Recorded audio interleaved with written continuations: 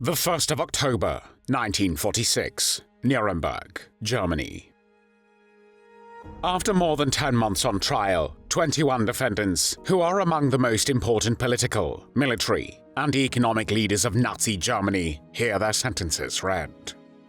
These high-ranking representatives of the criminal Nazi regime have to finally take responsibility for their crimes and answer before an international military tribunal who will punish them for unspeakable atrocities committed during the Second World War. It is only one of many war crimes trials held after the Second World War and will become a warning to war criminals and dictators everywhere. Once the true extent of the German atrocities, especially against Jews, are revealed, 12 defendants out of the 21 are sentenced to death by hanging. One of them is a former key Nazi ideologue and the head of the Reich Ministry for the occupied Eastern Territories, who in his position was responsible for a system of organized plunder of both public and private property throughout the invaded countries of Europe, and whose subordinates engaged in the mass killing of Jews. His name is Alfred Rosenberg. Alfred Ernst Rosenberg was born on the 12th of January 1893 in the city of Reval, then part of the Russian Empire, today's Tallinn, the capital of Estonia. Rosenberg's Baltic German father, Waldemar, was a wealthy merchant, and his Estonian mother, Elfriede, died when Alfred was only 2 years old. Alfred Rosenberg studied architecture in Riga and Moscow, before fleeing the revolution-torn Russia in 1918 for Germany. Already a committed anti-Bolshevik and antisemite, he became heavily involved in the post-World War I ultranationalist scene in Munich. In early 1919, he became an early member of the Nazi Party's predecessor organization, the German Workers' Party. Gaining renown as the author of anti-Semitic tracts, he quickly made the acquaintance of Dietrich Eckart, one of the early influential promoters of Adolf Hitler. In an article published in Eckart's own journal, named In Plain German, Rosenberg made clear a key component of his ideology: the equation of Jews with Bolshevism and communist revolution, so-called Judeo-Bolshevism. At Eckart's encouragement, Rosenberg joined the fledgling Nazi Party and began writing for its flagship newspaper, Volkischer Beobachter, becoming the newspaper's senior editor in 1923. Anti-Semitic diatribes featured prominently in Rosenberg's writings. His efforts helped denounce the post-war German government as an aberration born from defeat and manipulated by Jewish traitors, and spread the protocols of the Elders of Zion in Germany, which is the most notorious and widely distributed anti-Semitic publication of modern times. Its lies about Jews, which have been repeatedly discredited, continue to circulate today.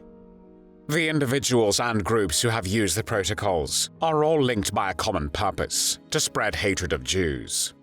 Elie Wiesel, a Nobel Peace Prize laureate, said, "If ever a piece of writing could produce mass hatred, it is this one. This book is about lies and slander." It was Alfred Rosenberg who helped convince Hitler, whose early speeches focused on revenge against France and Britain, that communism was a serious threat to Germany, and Judeo-Bolshevism became an ideological target for Nazism during the early 1920s.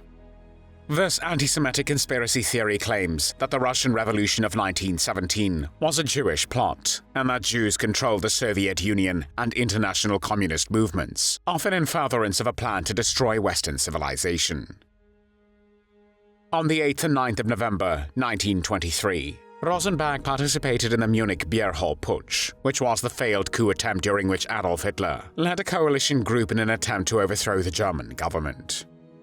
Adolf Hitler was arrested and tasked Rosenberg as interim leader of the Nazi Party. Rosenberg struggled to prevent the Nazi movement's disintegration. In later years, Hitler remarked privately that his choice of Rosenberg, whom he regarded as weak and lazy, was strategic. Hitler did not want the temporary leader of the Nazis to become too popular or hungry for power, because a person with either of those qualities might not want to cede the party leadership after Hitler's release. After Hitler's release, Rosenberg returned to journalism and began his chief work, The Myth of the 20th Century, published in 1930. Though neither officially translated into another language nor endorsed by Hitler as the authoritative expression of Nazi ideology, the book sold approximately 1 million copies by the late war years and boosted Rosenberg's standing as a party ideologue. However, he was perceived as lacking the charisma and political skills of the other Nazi leaders and was somewhat isolated. Following his election to Germany's national parliament, the Reichstag, in 1930, Alfred Rosenberg tried to broaden his skill base by serving as the Nazi Party's expert on foreign policy. Shortly after Hitler's appointment as Reich Chancellor in January 1933, Rosenberg took charge of the Nazi Party's foreign policy office. More party appointments followed, among them membership in the circle of the party's top leadership as Reichsleiter in 1933, and plenipotentiary for supervising the party's ideological training in 1934. Over the years, Rosenberg reshaped the Nazi racial policy, which always consisted of Aryan supremacy, extreme German nationalism, and rabid antisemitism. As the Nazi Party's chief racial theorist, Rosenberg oversaw the construction of a human racial ladder that justified Hitler's racial and ethnic policies. Rosenberg placed black people and Jews at the very bottom of the ladder, while at the very top stood the Aryan race. Rosenberg promoted the Nordic theory, which considered the Nordic race as the master race, superior to all others, including other Aryans. Rosenberg also outspokenly opposed homosexuality, which viewed homosexuality as a hindrance to the expansion of the Nordic population. Rosenberg himself was married twice, first between 1915 and 1923 to Hilda Lersman, an ethnic Estonian, and then from 1930 until his death to Hedwig Kramer, with whom he had a son who died in infancy, and a daughter Aryan, who was born in 1930. Rosenberg was also known for his hatred of Christianity. However, he played an important role in the development of German nationalist positive Christianity, which denied that Jesus is the Messiah and rejected the Old Testament. His attitude towards Slavs was flexible, because it depended on the particular nation which he referred to, and he saw his mission as the conquest and colonization of the Slavic East. While Rosenberg's emphasis on Lebensraum, meaning living space in the East, corresponded with party ideology, many fellow Nazis found his mystical constructs and his prose hard-going. Compared to other members of the Nazi elite like Hermann Göring, Joachim von Ribbentrop, or Joseph Goebbels, Rosenberg before the war lacked the executive authority that came with a cabinet portfolio. His burning ambition for higher office was undermined by his frequent squabbles with competitors, his inability to forge alliances, and his reputation as an inept administrator. A stepping stone towards greater political power came in 1938, when Hitler approved Rosenberg's idea for a new, fully Nazified university system, Hochschule, the center of National Socialist ideological and educational research. The Second World War began on the 1st of September 1939, when Nazi Germany invaded Poland. Rosenberg, together with Erich Raeder, the head of the German Navy, was one of the originators of the plan for attacking Norway. Rosenberg had become interested in Norway as early as June 1939, when he conferred with Vidkun Quisling, the Norwegian Nazi collaborator and founder of the fascist political party named National Samling. Quisling had pointed out the importance of the Norwegian coast in the event of a conflict between Germany and Great Britain, and had stated his fears that Great Britain might be able to obtain Norwegian assistance. As a result of this conference, Rosenberg arranged for Quisling to collaborate closely with the National Socialists and to receive political assistance from the Nazis. When the war broke out, Quisling began to express fear of British intervention in Norway. Rosenberg supported this view and transmitted to Raeder a plan to use Quisling for a coup in Norway. Rosenberg was instrumental in arranging the conferences in December 1939 between Hitler and Quisling, which led to the preparation of the attack on Norway, and at which Hitler promised Quisling financial assistance. After these conferences, Hitler assigned the political exploitation of Norway to Rosenberg. 2 weeks after Norway was occupied, Hitler said that he had based his decision to attack Norway on the continuous warnings of Quisling, as reported to him by Reichsleiter Rosenberg. As head of the Office of Foreign Affairs of the Nazi Party, Rosenberg was in charge of an organization whose agents were active in Nazi intrigue in all parts of the world.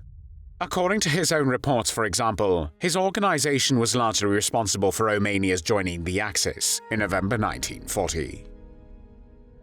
During the war, Rosenberg was responsible for a system of organized plunder of both public and private property throughout the invaded countries of Europe. In 1940, he organized and directed the Einsatzstab Rosenberg, which plundered museums and libraries, confiscated art treasures and collections, and pillaged private houses. His own reports show the extent of the confiscations. In Action M, instituted in December 1941, at Rosenberg's suggestion, 69,619 Jewish homes were plundered in the West, 38,000 of them in Paris alone, and it took 26,984 railroad cars to transport the confiscated furnishings to Germany.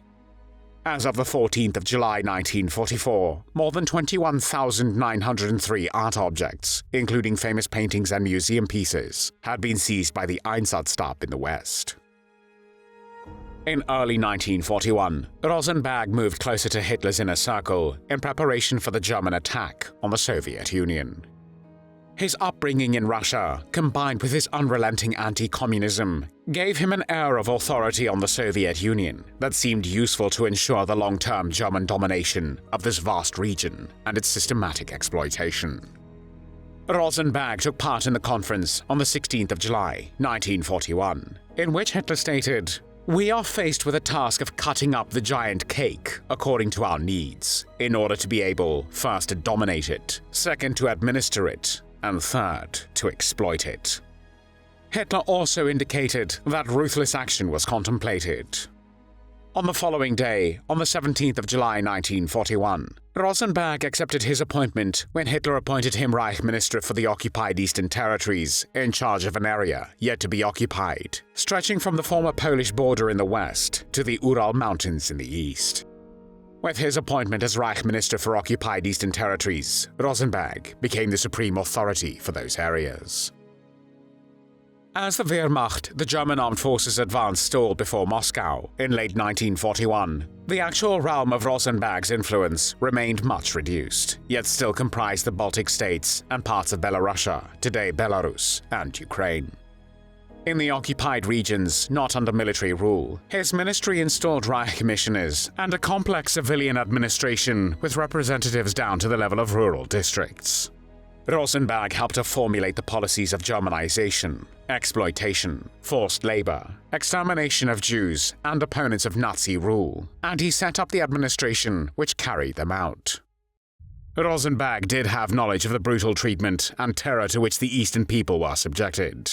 He took an active part in stripping the Eastern territories of raw materials and foodstuffs, which were all sent to Germany. He stated that feeding the German people was first on the list of claims on the East, and that the Soviet people would suffer thereby. His directives provided for the segregation of Jews, ultimately in ghettos. The area under his authority was the first to see the final solution of the Jewish question carried out throughout the systematic murder of Jewish men, women, and children. By the end of 1941, more than 500,000 Jews had been annihilated, and Estonia, part of the Reichskommissariat Ostland, was the first German-occupied region declared to be free of Jews. Since November 1941, trains with Jews deported from the Reich arrived in the Ostland, and SS and police officers together with Rosenberg's officials made sure that the deportees were either killed immediately upon arrival or exploited in forced labor projects, which few could survive. Rosenberg's ministry played a key role in the evolution of the final solution, and his subordinates engaged in the mass killings of Jews. Rosenberg's civil administrators in the East considered that cleansing the Eastern occupied territories of Jews was necessary. During an 18th of November 1941 press conference, he made the following statements about the Jewish question. "Some 6 million Jews still live in the East, and this question can only be solved by a biological extermination of the whole of Jewry in Europe. The Jewish question will only be solved for Germany when the last Jew has left German territory. It will only be solved for Europe when not a single Jew stands on the European continent, as far as the Urals. And to this end, it is necessary to force them beyond the Urals, or otherwise bring about their eradication." In December 1941, Rosenberg made the suggestion to Hitler that in the case of shooting 100 hostages as an act of retaliation, Jews only be used. Rosenberg had knowledge of the deportation of laborers from the East, of the methods of recruiting and the transportation horrors, and of the treatment Eastern laborers received in the Reich. He gave his civil administration quotas of laborers to be sent to the Reich, which had to be met by whatever means necessary.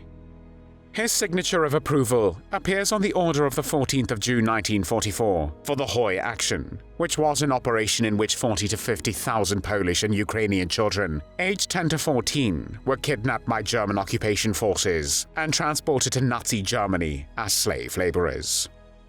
The intentions of the mass abductions were to pressure the adult populations of the occupied territories to register as workers in the Reich and to weaken the biological strength of the areas that Germany had invaded. Originally, Rosenberg feared that targeting children aged 10 to 14 would be seen as simple abduction, and proposed instead kidnapping older children aged 15 to 17. However, in the end, he did consent to the kidnapping of younger children, who were transferred to special camps for children called Kindererziehungslager, where the Germans selected children whose racial traits made them suitable for Germanization. Children considered racially unsuitable were sent either to forced labor or to concentration camps, including Auschwitz, after the destruction of their birth certificates. The operation peaked in 1944. But the kidnappings were not fully implemented due to the subsequent course of the war. After the war, the Nuremberg Trials classified Hoy Action as part of the Nazi program of systematic genocide. On the 20th of January 1942, Reinhard Heydrich, the Nazi architect of the Holocaust, invited key officials from various Reich ministries to a conference at a villa in Wannsee, on the southwestern edge of Berlin. At this Wannsee conference, Heydrich presented plans, authorized by Hitler himself, to coordinate a European-wide final solution of the Jewish question. He informed the participants that Hitler had both authorized the physical annihilation of the European Jews and had designated the SS, specifically the Reich Security Main Office, under Heydrich, to coordinate the final solution policy. None of the officials present at the meeting objected to the final solution that Heydrich announced, but instead discussed the implementation of the policy decision that had already been made at the highest level of the Nazi regime. Rosenberg's ministry played a key role in the evolution of the final solution, and his Reich ministry was the only government agency to send not one, but two representatives to the Wannsee conference. The Second World War in Europe officially ended on the 8th of May, 1945, and 11 days later on the 19th of May, Rosenberg was captured by Allied troops in Flensburg-Mürwik in Germany. Justice finally caught up with Rosenberg when he was tried at the Nuremberg Trials, which were held against representatives of the defeated Nazi Germany. He faced 4 charges: conspiracy to commit crimes against peace, planning, initiating, and waging wars of aggression, war crimes, and crimes against humanity. Despite the fact that 2 representatives from his ministry were present at the 1942 Wannsee Conference, at the trials, Rosenberg said he was ignorant of the Holocaust. Alfred Rosenberg's arrogance and zealous pedantic style, which alienated many of his fellow Nazi leaders, did not impress the military tribunal at Nuremberg either, especially when he said, "The tribunal here and your American newspapers talk so much about our sharp Nazi methods. But do you realize that within the past year, since the defeat of Germany, 1 million Germans have been evicted from what was originally German territory, and which has now been given to Poland? No League of Nations or other body intervened." On the 1st of October, 1946, the International Military Tribunal found Alfred Rosenberg guilty of all 4 counts and sentenced him to death by hanging. Rosenberg was executed by American Army Sergeant John C. Woods, who had no documented pre-war experience as a hangman. It is believed that he was deliberately bad at his job to make the 10 Nazi war criminals that he executed that day suffer, as they all died a long, agonizing death.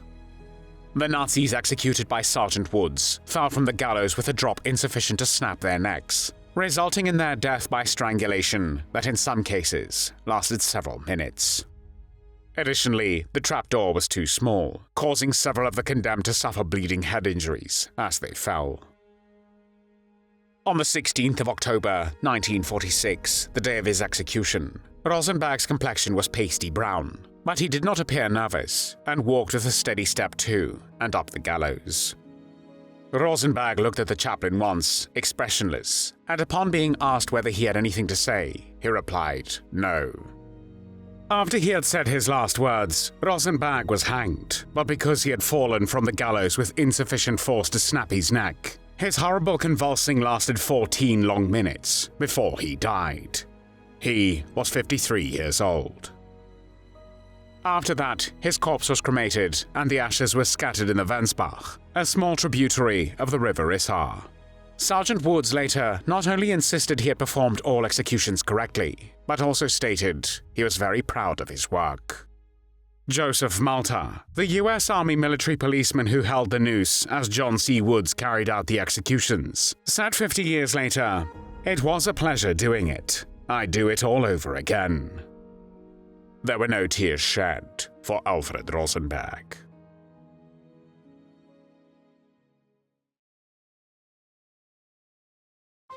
Thanks for watching the World History Channel.